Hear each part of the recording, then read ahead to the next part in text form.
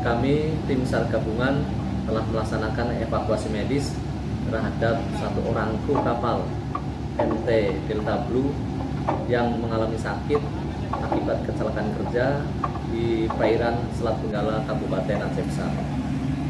Pada pukul 02.00, KSR Tresna beserta tim SAR gabungan telah sampai ke titik intercept dan berhasil sandar di lambung kanan kapal tersebut untuk melakukan proses evakuasi.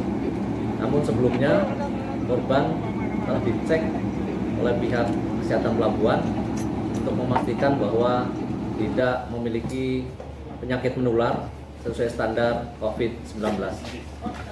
Pada pukul 04.00, KSR Tresna telah berhasil sandar kembali di Pelabuhan Ulele, Banda Aceh.